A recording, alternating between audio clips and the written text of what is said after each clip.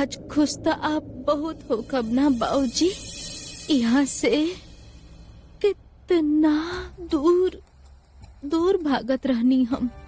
देखी कैसे आपकी बिटिया पूरा गांव के सामने भोज के रस्म पूरा कर पाइल, वो भी दादी अम्मा के तसल्ली खातिर।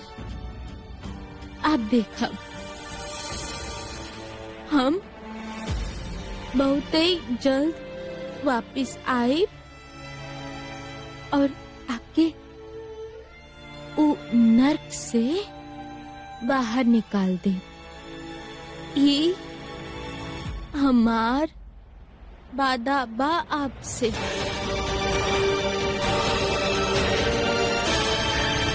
अब सब रस्म खत्म हो गई। रानी के सच बतावे के पड़ी कोनो न कोनो तरह। पिंकू, आप रानी के आपके बहन कहाँ है? वो तो अपना कमरा में बाड़ी। बाकी आप हमरा साथ गिल्ली डंडा खेलब? नहीं, आप खेली, हमके कुछ काम बा। ठीक से खड़ा तो ना हो पा रहल बानी। आप ठीक तो बानी ना? थगल बानी का? अब हम तब्बे ठीक हो खब जब रानी से बात कर ले। डॉक्टर साहब इतना परेशान काहे रहनी? ऐसन का मैटर हो गई? बलिया के भांग कबो फेल ना होला, पता रहा। ई शहरी बाबू कबहू तो टूटी। अब आई एकर सच सामने। बस एक को दिन और। हाँ, फिर कल हम हमार अप्रमाण पत्र लेके सीधा आपके पास आ जाए।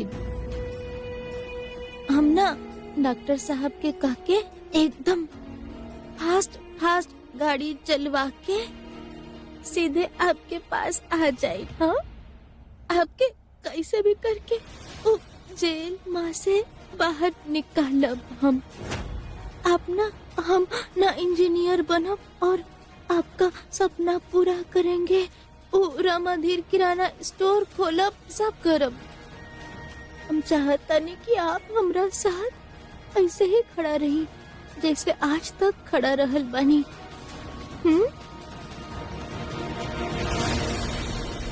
डरे के ना हो, तू तो अपने बाबूजी के ताकत हो, शक्ति हो। शक्ति कभी ना भुलाए क्या बेटा कि तोहार केवल नाम रानी ना हो, तू अपने बाबूजी के राजकुमारी हो बिटिया।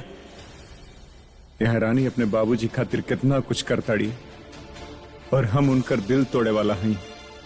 वो दिल जो पहले ही इतना कुछ सह चुकल बा, पर का करी, उनके हम और अंधेरा में ना रख सके। नहीं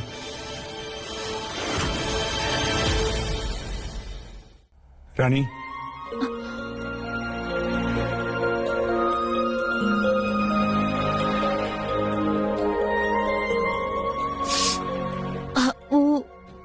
वो फोटो गंदा हो गए रहे ना तो साफ करत रहनी।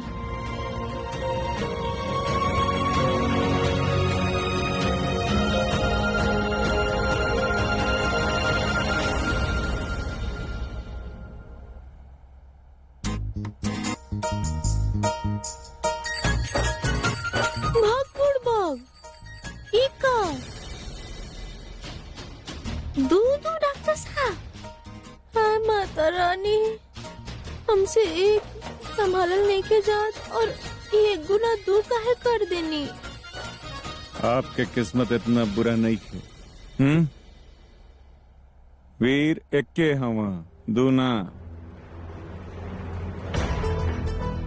देखी रानी, आप इधर आए, बैठ जाएं। हमारी बात सुनी। जब से हमनी गांव आयल बानी, हम आपके सब बात सुननी, रस्म भी कहनी। अब थोड़े देर खाती आप शट अप। हम बोलब और आप सुनब। बोली सुन रहल बानी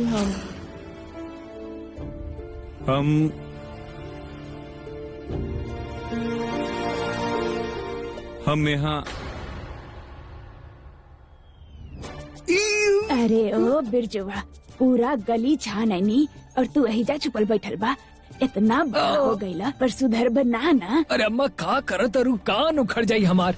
तबे सुधर बा तू, इतना काम पड़ल बा। चला हाथ बटावा चला। हम आपके छोड़ के वापस जाए वाला हैं।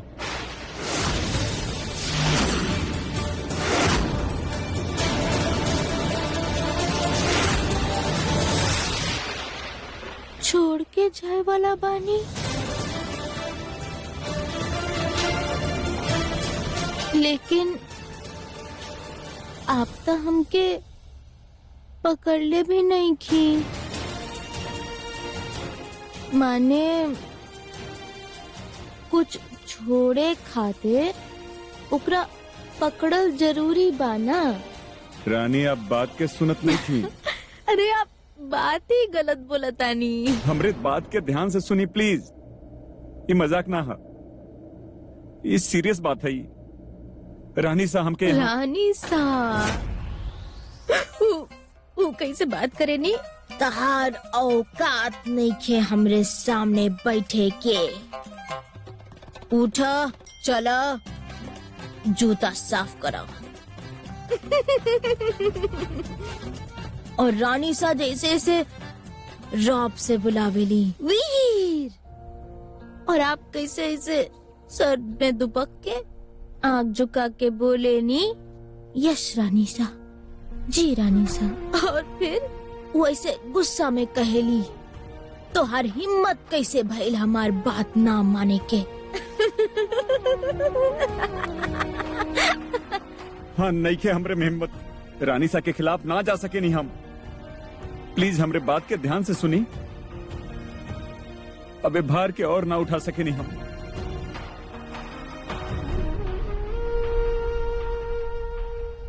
रानी सा हमरा से कसम ले ले बाड़ी।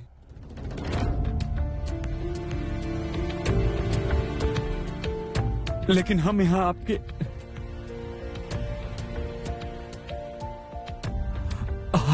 छोड़ के वापस जाए वाला बानी। सोच ले रही है कि भोज के रस्म खत्म होने के बाद हम निकल जाए।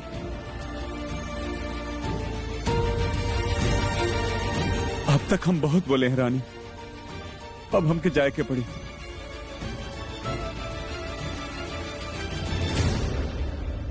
और आपके अपन बाकी के जिंदगी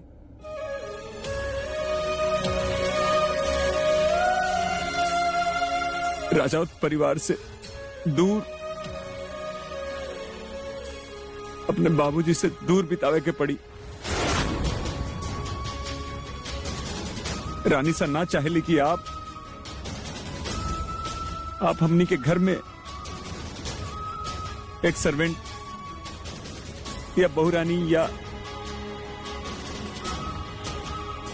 हमारे पत्नी के तौर पे रही। रानी के गांव लेके जाए के बा और ओकरा उहे पे छोड़ावे के बा, हमेशा हमेशा खातिर। आप जाने नहीं, अंदर ही अंदर खुद से लड़त रही है हम। समझ नहीं आवत रहा कि इतना बड़ा बात आपके कैसे बताई। रानी सा के और दुख ना दे सके नहीं हम। रानी उनके साथ अच्छा खेलने की कोशिश में आपके साथ हमके गलत करे के पड़ी। जौन कुछ भी रहे बस यहीं तक रहे।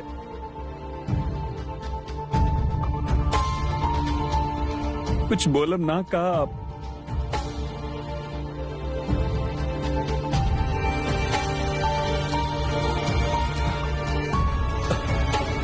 हम जानते नहीं, हम जानता नहीं कि आप बहुत नाराज बने, लेकिन आपके बिना बतौले कैसे जा सकत रही हैं हम। हाँ शायद थोड़े देर खाती आपके बुरा लगी, तकलीफ हुई, लेकिन जैसा आप कहे नहीं, टाइम है,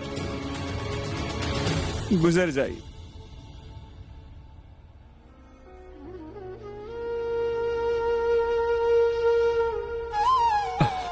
हो सके तो हमके माफ कर दे प्लीज।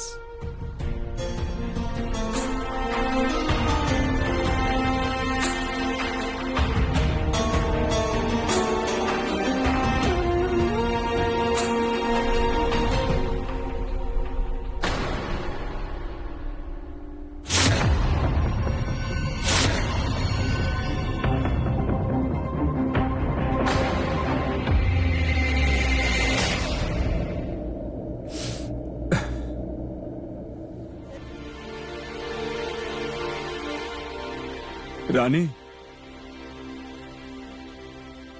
रानी,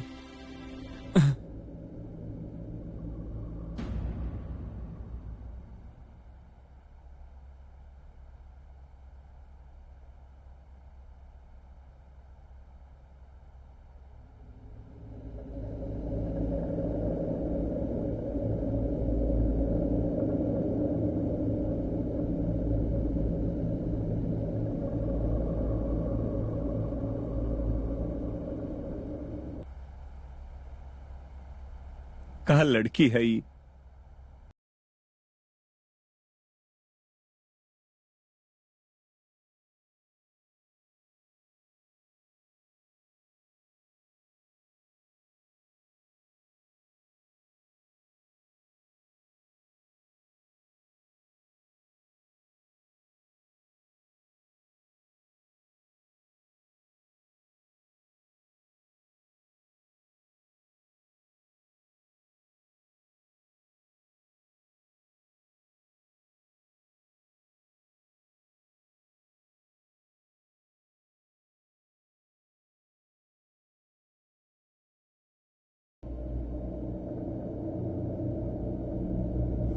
हमके कल ही निकले के पड़ी।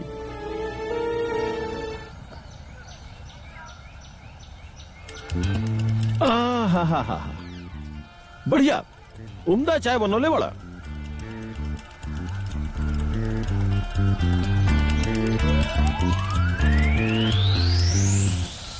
मजा आई आगे, बहुते बढ़िया।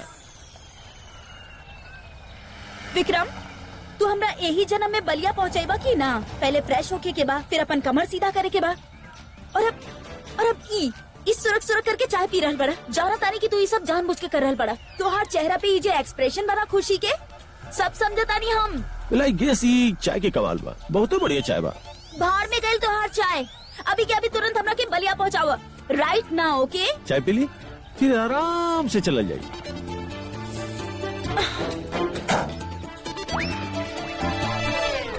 प्यारा बेबी, अभी तो बहुत दूर और बहुत धीरे धीरे जाए के बाद तो यार पेशेंस खत्म हो जाए, पर इस सफर ना।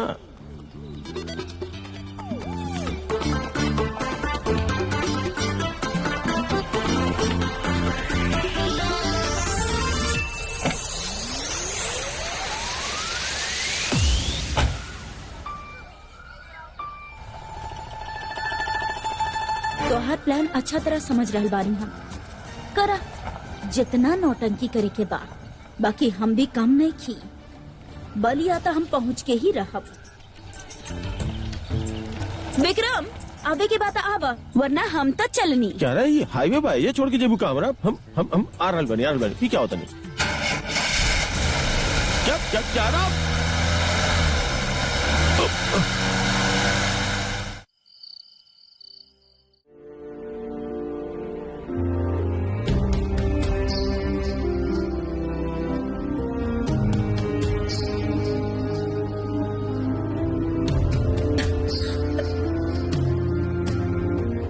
राजमाता, आप अभी तक सुतनी ना? इतना रात हो गई। बैठी राजेश्वरी।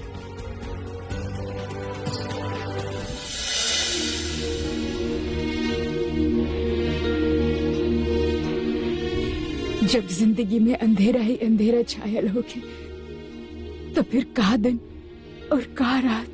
का भैल राजमाता, सब ठीक तबा? राजेश्वरी, आपके याद बा कि जब आपके और दिग्विजय के शादी भइल रहे तो हम आपसे एगो वादा कैले रहनी कि हम आपके बहू से ज्यादा अपन बेटी मानब, लेकिन हमके पता ही ना चलल कि जिंदगी के रफ्तार में हम कब अपना वादा से बेईमानी कर बैठनी।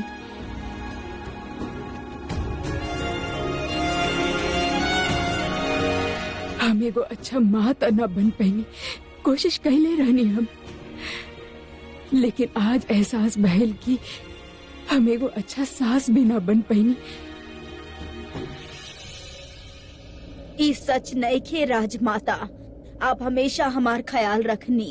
खुददारी बा आपके, ई घर और हमरे पति आपके प्यार बजे आपसे ई बुलवा रहल बा, लेकिन राजेश्वरी सच त ई बा कि हम कबो भी समझ ही न पैनी आपके तकलीफ के।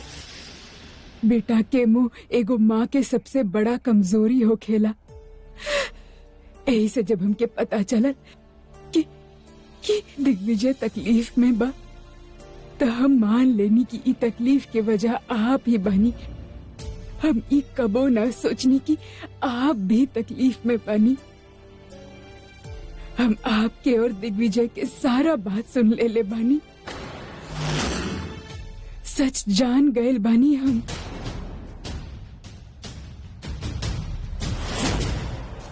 हमके लागत रहे कि हम अपन परिवार के समेट के रख ले बानी, लेकिन दुख भइल आज ही जान के कि आप इतना बड़ा बात हमके ना बता पानी और आप अंदर ही अंदर घुटत रहली।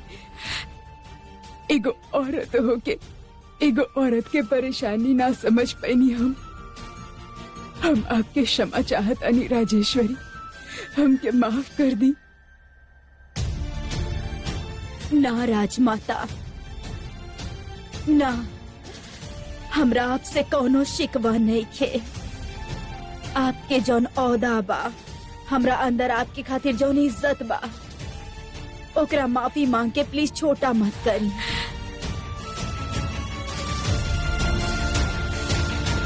आंसू पोंछ ली, आपके बहू बानी हम, और आप हर कठिनाई के सर ऊंचा करके बड़ा गर्व के साथ सामना कैले बा, और आज भी हम पीछे ना हटब। राजमाता परिवार के इज्जत कायम रखल हमार धर्म बा।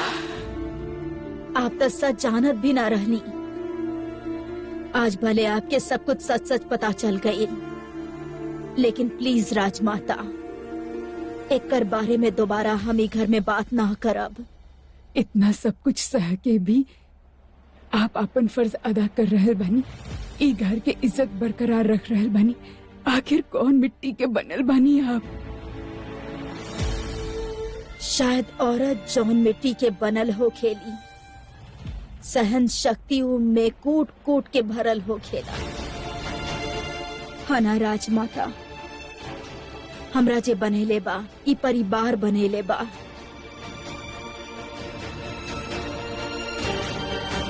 चलिए अब सो जाई राजमाता, देर हो गई बा।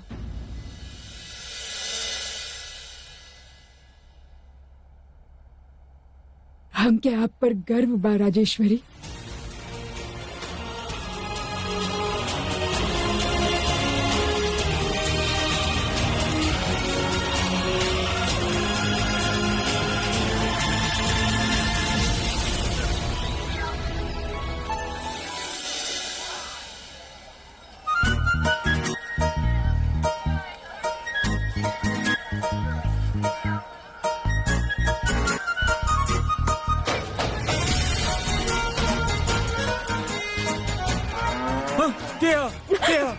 क्या सुधरब ना कबो आप ना? अजीब अजीब आवाज निकाल के हमके परेशान कर चाहता नहीं आप? का?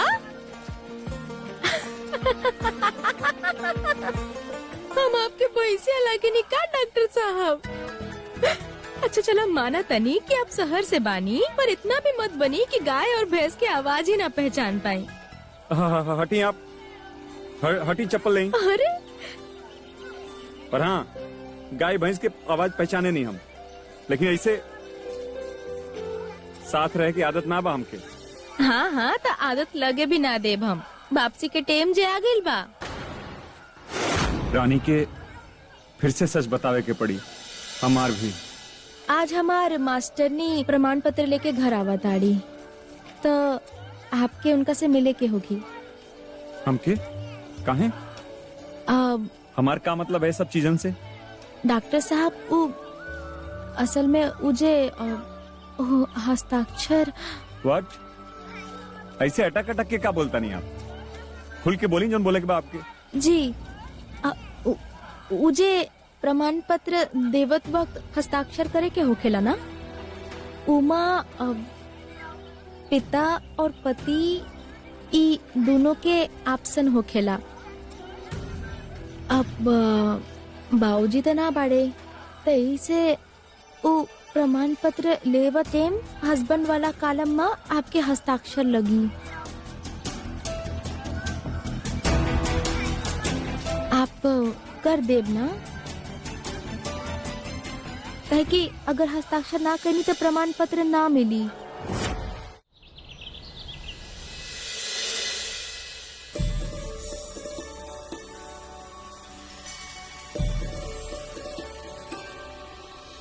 ई रानी तो हमनी के स्कूल के सबसे होनहार स्टूडेंट रहली। 18 ईयर से हमनी बच्चन के पढ़ा रहल बानी, लेकिन एकरा जैसन स्टूडेंट हमनी आज तक ना देखनी। फिर भी देखी ना कितना अफसोस के बात बा। इतना होनहार बच्ची होके के बावजूद भी दुनिया एकरा नौकर के बेटी ही समझल। सोचल ई बाबूजी के नक्शा कदम पे चली और नौकर के बेटी भी है और अपन औकात के अनुसार ही नौकरानी ही बनी। धन्य बानी आप जे आप हमनी के रानी के अपनाईनी और जौन हालात में आपके ब्याह भइल ओकर बावजूद भी आप एकर पढ़ाई में मदद कर रहल बानी।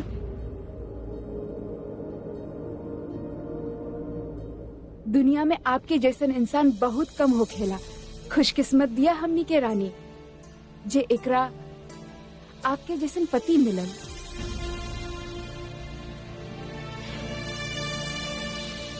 जी साइन कहाँ करे के बा? हाँ जी, एजा हस्बैंड वाला कॉलम में।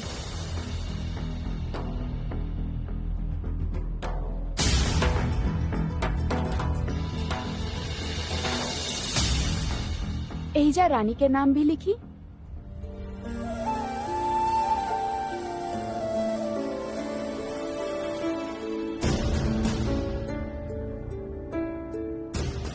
डॉक्टर से भी गलती हो ही जाला। सिर्फ रानी नाम लिखे से ना होगी, आपके एकर पूरा नाम लिखे के होगी। रानी वीर सिंह राजावत।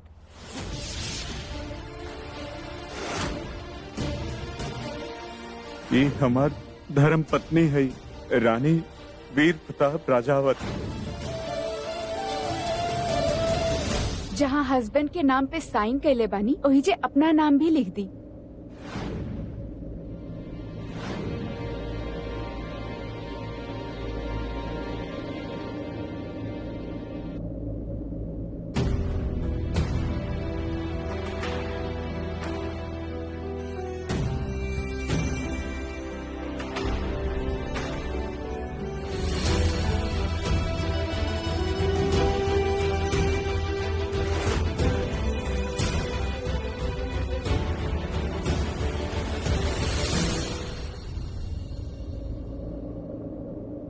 मुबारक होखे रानी, ई रहल तहार परिमाण पत्र।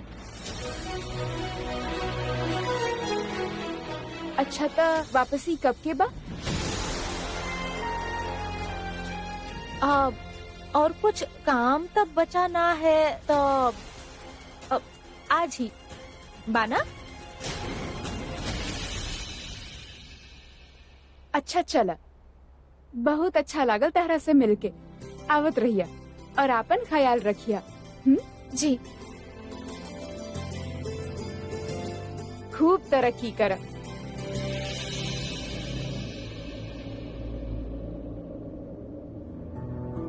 डॉक्टर साहब, ये देखी हमार प्रमाण पत्र। अब हमके केहू ना रोक पाई। हमार सपना पूरा होगी, हम बनब इंजीनियर। और बाबूजी कितना खुश होगी ना। अभी बाकी फार्म के साथ जमा करे खाते तो जरूरी रहे ही, लेकिन उससे भी ज्यादा जरूरी बा हमार सपना। मुलाकात कर चाहे वो से आई दिखावतानी आई।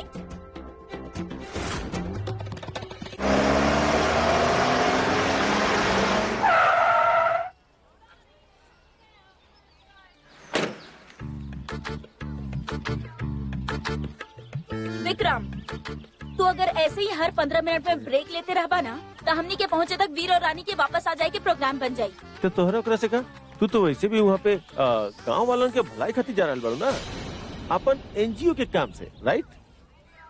या फिर कुछ और प्लान बा?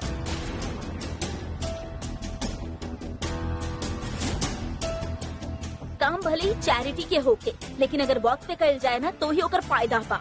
ऐसे डिले ना करे के चाहिए। अब हो गई होके तो चली। यार तू तो बहुत डाइन टाइप्स बाड़ू।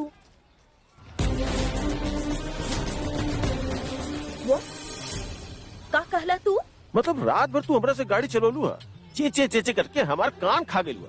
अपन सॉफ्ट जैज मूवी प्ले कर करके हमरा बोर कर देलू, और ओकरा बाद जब तोहरा नींद नहीं आवा तो हमू ना सोई। हमरा से बहुत गाड़ी ना चली, हमार आँख नहीं खुलत। ओके हम भी ना गाड़ी चले ले बनी। ओके यार देखा, सीधा सा बात बा, अगर हम अभी गाड़ी चलोनी ना तब बलिया के जगह हम पहुँच जाए स्वर्ग और तू पहुँच जाए नर। You know what, you right Vikram, ऐसे गाड़ी चलावल तो सेफ ना रही। एक काम करा, तू सो जा और हम तरह के डिस्टर्ब भी ना करब। Thank you.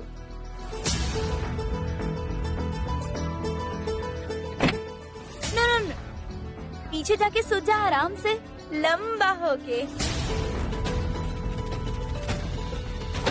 का बात बा, क्यारा रघुवंशी हमार केयर कर रहल बिया।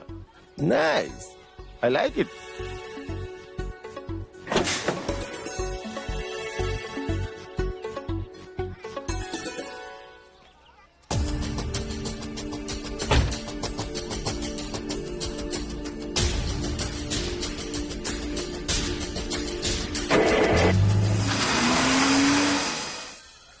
आप जाना था नहीं कैसे स्कूल जाते बच्चन रोत रहले, बहाना बनावत रहले, लेकिन हम खुद ही उठत रहनी, खुद तैयार भी होत रहनी और साइकिल पे बैठ के पेडल मार मार के स्कूल जाए करत रहनी।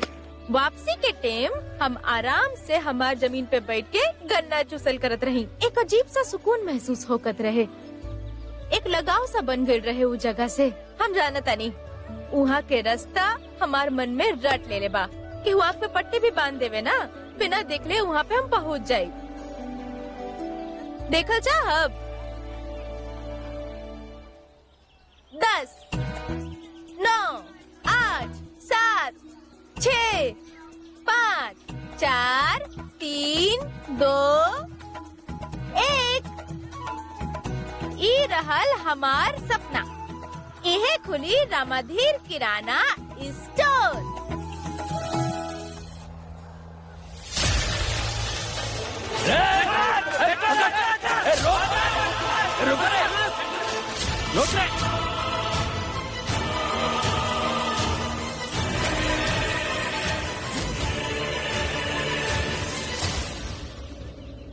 भाग बुड़ भाग, ये लोग सब के बड़े उभी हमार जमीन पे। रह दी, बस खेलत हुए लोग। नहीं डॉक्टर साहब, आप जानत नहीं की यहाँ लोग मजे मजे में खेल खेल जाए ले।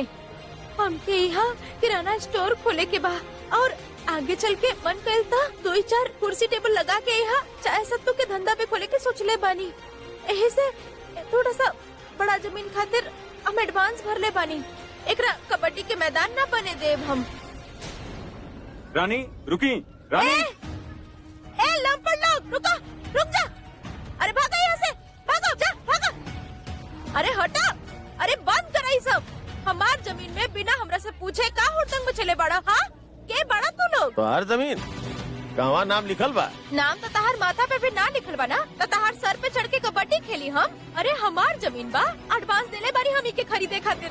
बाकी का रकम खातिर भी कागज जमा कर देले बानी बैंक के शाखा में, बुझनी?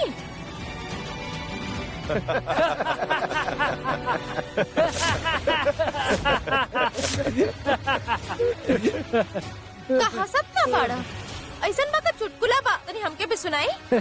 अरे चुटकुला तो तू सुनाओ तर। अगर ई जमीन चाहिए तो पैसा वैसा दे दा और कागज अपना नाम करा ला और फिर ही जमीन का हाल। और वैसे भी शक्ल देख ले बड़ुआ पर, घर जा सिकड़ी उकड़ी खेला, इस जमीन के चक्कर में मत पड़ा। क्या मतलब है आपके? मतलब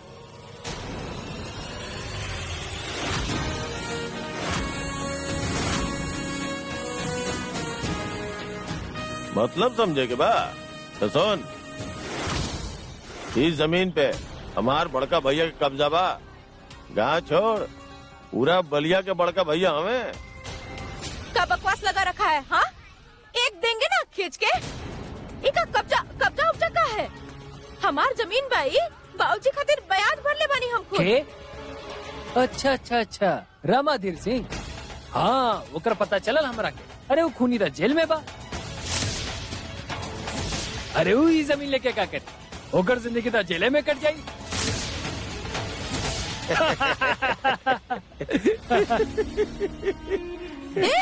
ये सब झूठ बा। हमार बाबूजी कुछ नहीं खन कइले। हाँ, निर्दोष पड़े हूँ, बुझला? एक और शब्द बोलना ना उनके बारे में तो सीधा सर फाड़ के रख दे, खुद ही जेल चल जाए। रानी, अरे हटे ये सब यहाँ से। रानी, रानी, रानी, रुकी प्लीज, रुकी प्लीज, रुकी। देखिए आप लोग क्या कब्जा बोला था नहीं, आप लोग गलत है। कुछ लीगल तरीका होला, कानूनी तौर पे ये सब। अच्छा, कानून। ये शहरी का बकवास कर रहल बा? अब कानून के बारे में तू हमरा बताइबा? बड़का भैया ही यहाँ के कानून बाड़े। ये बात के गांठ बांध के अपन बुद्धि में फिट कर ला। बाड़े के तहारी बड़ भैया। हाँ, बुलावा उनका यहाँ, छोट करके रख दे। हाँ, बाड़े कहाँ हूँ? कहाँ मिली है? कहाँ ढूंढी हम उनका? ढूंढल तो भगवान के चाला।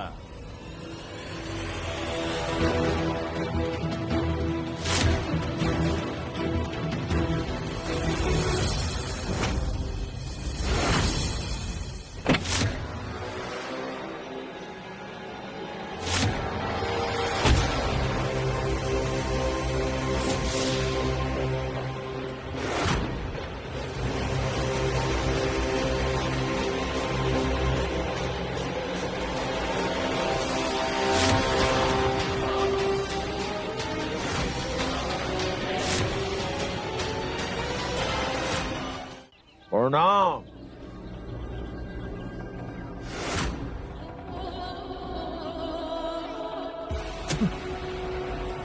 हम वही बड़का भैया। कहा केकरा का कहे के बा? का भैया? नाम और साइज से बड़ा बने लेकिन हरकत से इतना छोटा। शर्म ना आवेला आपके? हमार जमीन पे कब्जा करके बैठल बनी। भाषण बहुत बढ़िया दे देवेलू। तोहरा के ता इलेक्शन में खड़ा होके के चाहिए है। हमनी के लड़का हर साल कबड्डी के प्रतियोगिता में भाग लेवे ले और कबड्डी खेले खातिर हमरा जमीन चाहत रहे बढ़िया वाला, तो ले लेनी। अब का भाई, हमार दिल इस जमीन पे आ गई बा। अरे ये जमीन हमार बाबूजी के बा। एडवांस देले बानी हम के खरीदे खातिर, और अब का कहा जात बानी? रानी आराम से, ये लोग हमके सही ना लगा था। आप घर चलिए, आराम से बात कर जाइए। घर तो हम चलब, लेकिन ये पूरा टोली के यहाँ से बाहर निकाल के फेंकब, ओकरा बाद जाए। इतना औकात नहीं क्या तोर लड़के? लेकिन तोहर काम के बात करता नहीं। यहाँ और भी बहुत सा जमीन खाली पड़ल बा, ओकरा खरीद ले।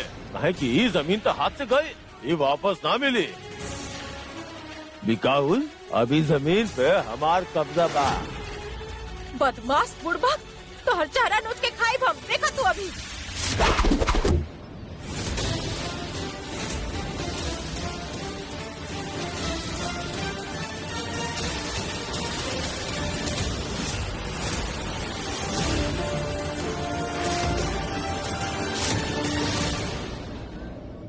समझाओ ये चूहिया के कि जंगली बिल्ली बनने की कोशिश ना करे, बेवजह शिकार हो जाएगी। तू पढ़ा लिखल समझदार लगा ताड़ा, ले जो कर यहाँ से चल जाओ। हम बात करते हैं। रानी हमारे साथ आई आई। रानी, हमरे बैठे का इंतजाम कर बे। क्या प्रॉब्लम बा आपके? हाँ, ये आदमी ये तरीका से नहीं माने वाला है। डॉक्टर साहब ए हमार बाबूजी के जमीन बा। ओके वापस लेब हम सही तरीका से। ये वक्त आप घर चली। आप ना समझब डॉक्टर साहब, काहे कि आपके खातिर एक केवल एगो जमीन के टुकड़ा बा, माटी बा, लेकिन हम इहे माटी में पलल बड़ल बानी, एकरे से बनल बानी और एक दिन एकरे में मिल जाये। हमार अम्मा ना बाड़ी, लेकिन हमार ई हमरा खातिर अम्मा समान बाड़ी।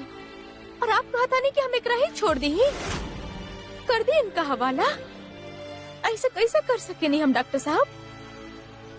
नहीं डॉक्टर साहब, यहाँ रमाधीर किराना स्टोर बनी जैसन हम तय कैले रहनी बस। आप समझत काहे नहीं की? ये लोग गुंडा है, वो भाई साहब के एक इशारा पे ये लोग हमके मार सकेला।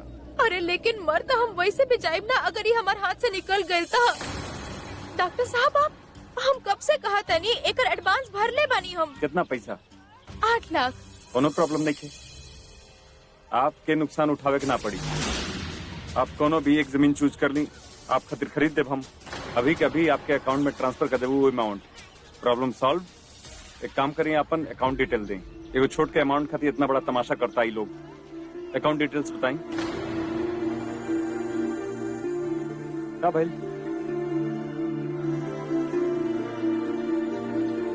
रानी का भाई? जे हम आपसे कहले रही ना डॉक्टर साहब, सपना दिल से देखल जाला, जेब देख के ना। आप जाइए डॉक्टर साहब, काहे की का है ना, आपके खातिर आपके सबसे बड़ा उपलब्धि आपके औकात और आपके स्टैंडर्ड बा, जे आप खुद कमैले भी नहीं की। हमार सबसे बड़ा उपलब्धि इस सपना बा, जेकरा हम कोनो भी कीमत पे पूरा करके रहब, खुद के दम पे।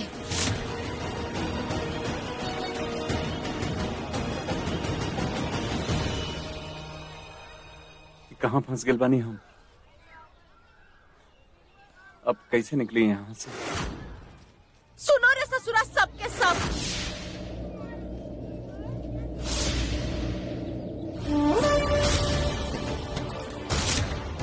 अरे पागल हो गई बिया लड़की। आखिरी मौका देत बानी।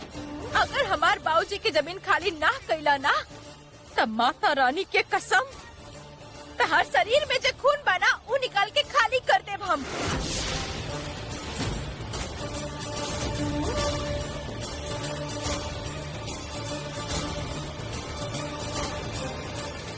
कर गए।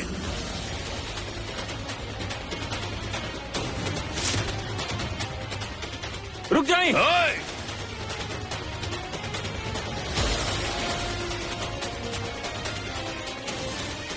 नहीं नहीं प्लीज रुक जाइए, रुक जाइए, पीछे हट जाइए, रुक जाइए, हटो पीछे से।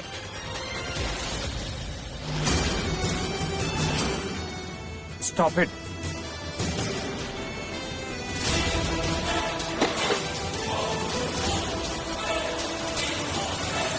देखिए बंदूक नीचे करी प्लीज। ऐसे में का रखल भाई जमीन में जो ना आप लोग इतना पीछे पड़ गए बनी। मान जाई ना। अरे कबड्डी ही तो कहीं और जाके खेल ली। कितना जमीन पड़ल बा यहाँ पे। ठीक बा, फाइन फाइन। हमारे पास एक और डील बा आप खातिर। इस जमीन के छोड़े खातिर आप लोगों के जितना पैसा चाहिए हम उतना देवे खातिर तैयार बा। ये ठीक रही ना?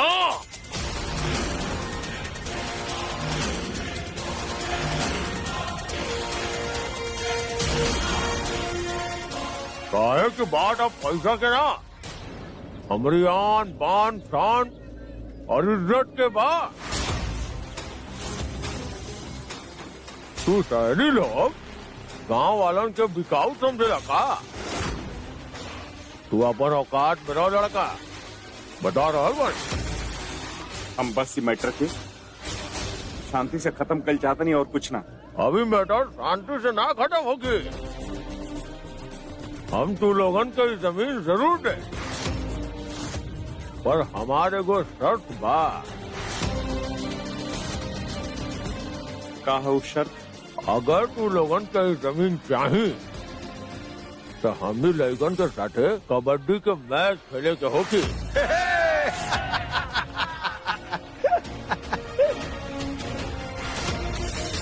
जय कबड्डी के मैच जीती ये जमीन ओकर, जे हारी हुई जमीन के आस पास बिना भटकी।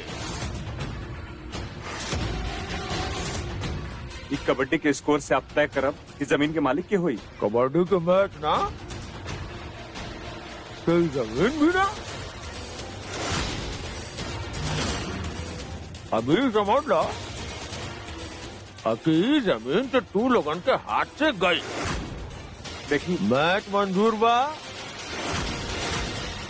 मंजूर बा? मंजूर बा।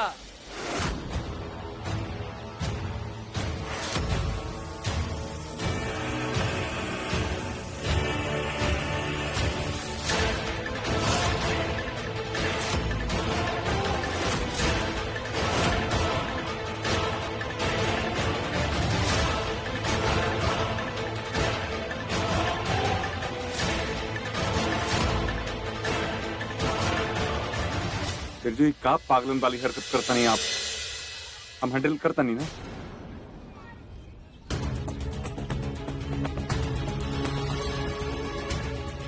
कबड्डी के मैच ता हुई बड़का भैया, तगड़ा हुई।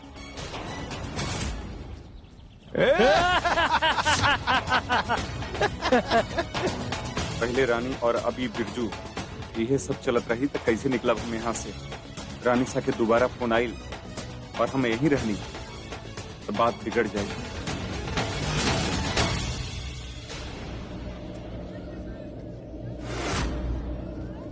अगर इहे एगो तरीका बा बाबूजी के जमीन के वापस पाए के, तब कबड्डी जरूर खेलब हम, और ऐसे खेलब कि ई बड़े भैया के उनका नानी याद आ जाई।